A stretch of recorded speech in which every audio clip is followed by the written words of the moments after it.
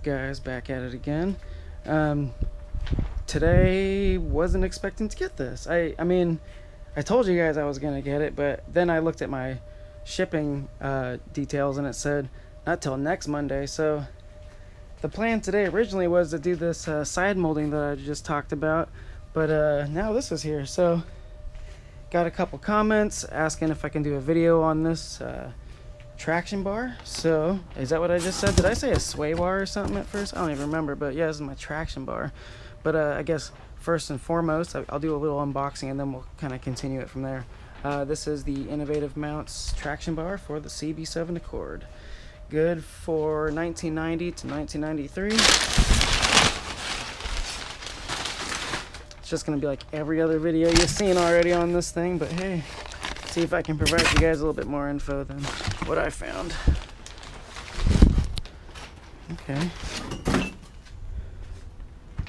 Okay, so right off the bat, I will say that it's freaking heavy, which is good. This is what I want. This is going to replace my lower front subframe, so you don't want something flimsy.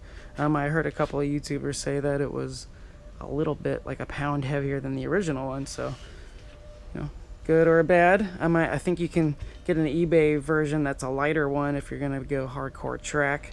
I heard that it doesn't really matter how beefy they are, but I think what's more important is how good these little welds are. Let's take a look at them. Cool. I mean, yeah, tight. It looks pretty reinforced, man. Not too bad. I mean, maybe you could have put some welds right here. That's cool. Alright, yeah, so that's that piece.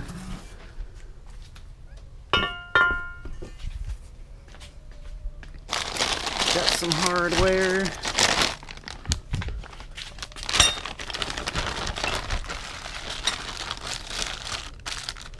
Cool.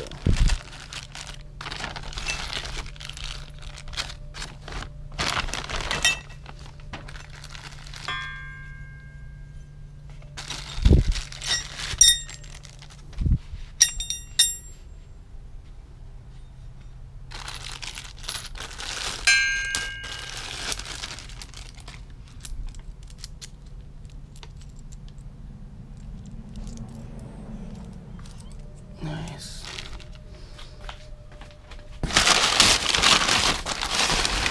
Oh man, these are heavy too.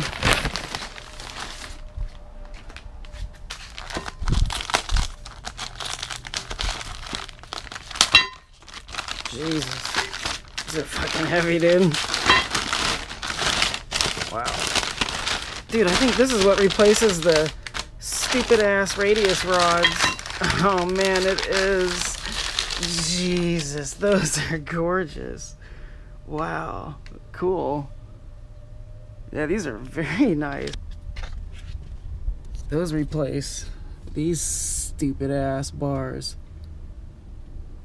Cool. So yeah, this piece is gonna be replaced, I do believe. Or yeah, no, I think it is. Alright. That's probably it. Yeah. Alright, cool.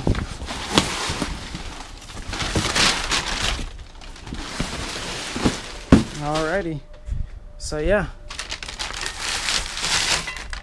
there we have the unboxing, and then now for the install.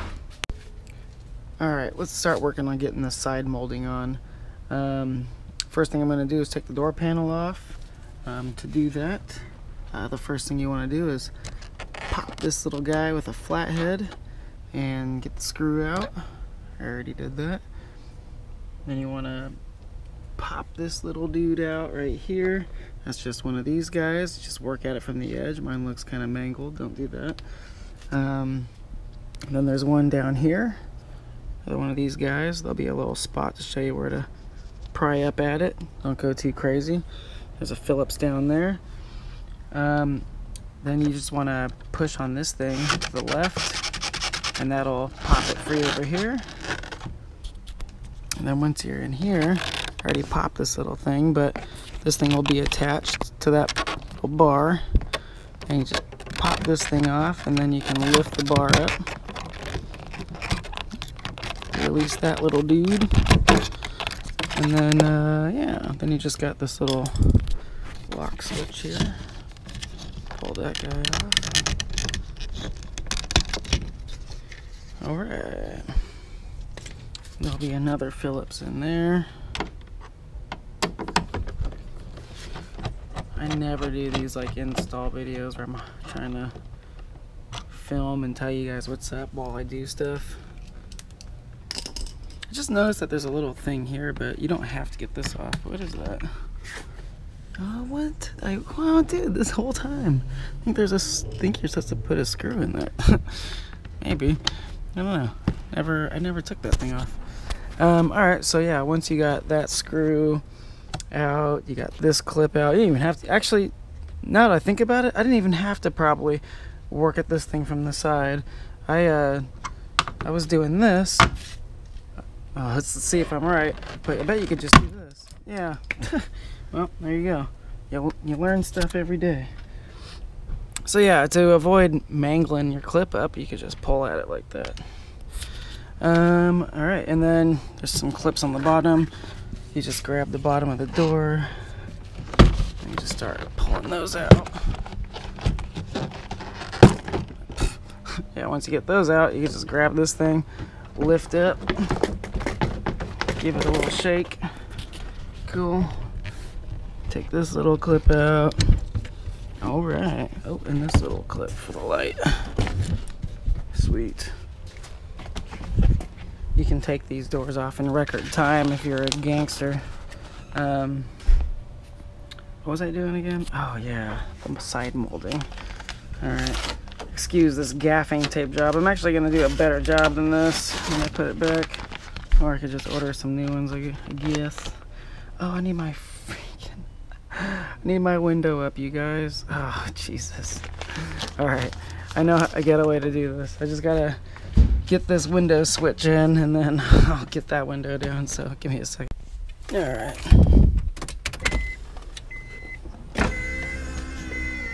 Just ghettoed it. All good. Nice. Cool with that. Alright, now back to this. Yeah, this is pretty easy. So you just gotta get this 10.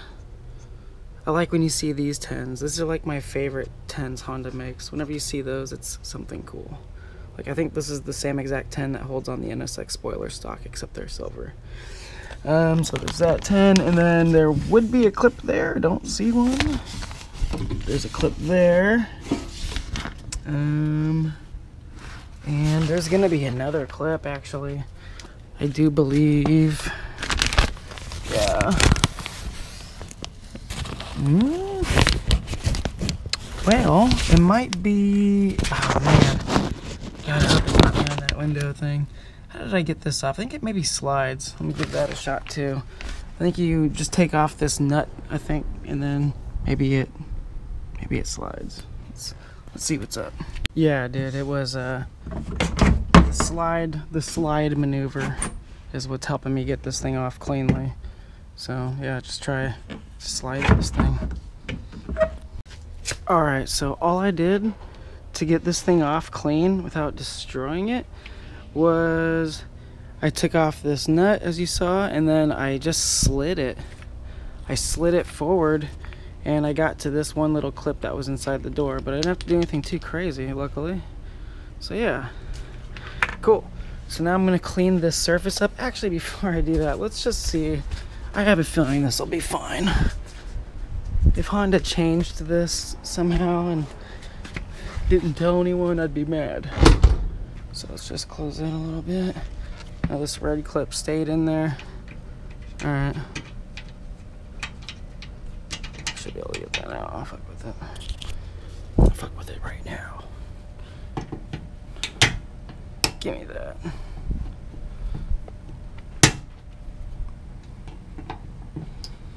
Oh, I know. I'm sorry. I don't really want to drop it in there. I could, though. Let's get this thing out. There we go. Alright. Oh yeah, this is gonna work, dude.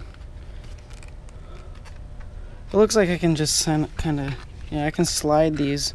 Yeah, I'll be fine. So I can just slide these where I need them.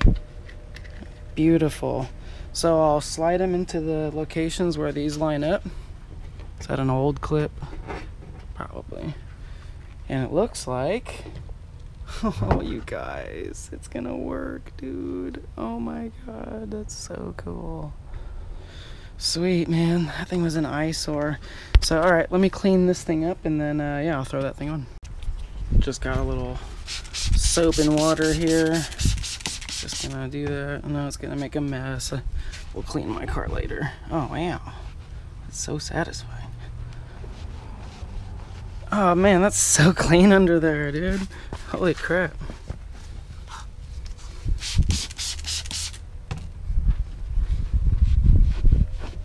Wow, gosh, it's shocking how fast that all comes off. Just got a couple strips of adhesive on here. That's all good. Nice. Cool. Let me just get these cool little marks that you're all, oh no, what's that? And they come off. Let me just get these little adhesive strips off here. I mean, really, you could just do that with your fingernails, honestly. But, yep, be right back. So the verdict is in. You can put the Zenki 90 and 91 side moldings on a kooky 93. So very cool. The door's still not perfect. There's still more work to do on it, but man, that is awesome. I feel like that really takes the attention away from the fact that the door is kind of mismatched in color and the fact that these edges are not lined up perfectly. So this is my next thing to tackle. I'm a little worried about it though, because I already did try to tackle it. Yeah, I mean, you just gotta loosen up the bracket points here and try to shift it into place.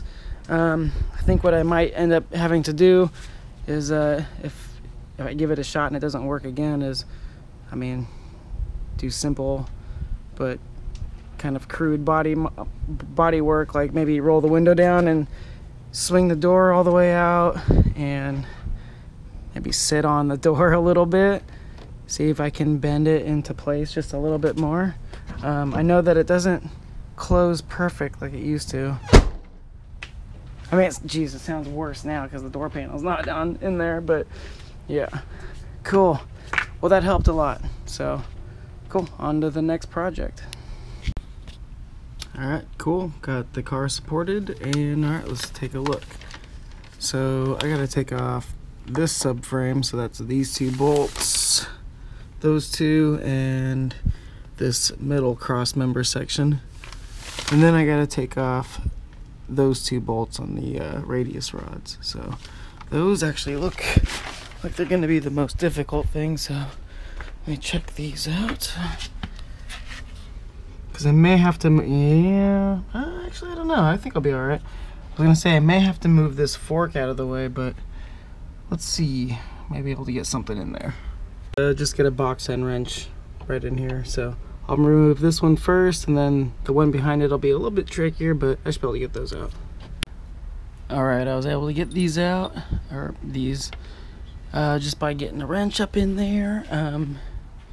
You do have to, you have to get this motor mount off. It's attached to it. So you could either do it up here or down there. I'm gonna do it up here. Alright, well there she is, boys. I was able to remove the radius rods without messing with the forks or anything. You can take the forks out, it'll definitely make it easier, but I've gotten to these before because I've replaced them, so the bolts weren't freaking seized on there or anything. Once I took everything off, I realized that this was still holding it up. So you got to take off this front mount. You can either do it from up here or down there. If you do it from up here, you kind of have to like turn it to get it out from underneath, because the clearance from between the fan and the frame there will be kind of pinched, but really wasn't hard at all. So yeah, that's that. I'm gonna clean it up down here a little bit, and then I'm gonna start assembling the traction bar. Alright. Looks like you do have to take off the factory tow hooks too. So that's what I'm doing now.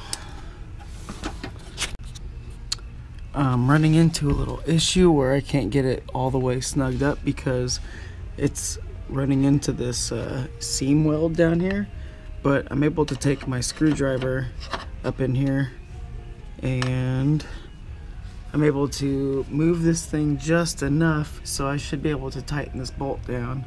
I'm gonna give it a shot. Yep, that worked. Able to clear it now. The other side might be a different story though, so let me get over on the other side and see what's up.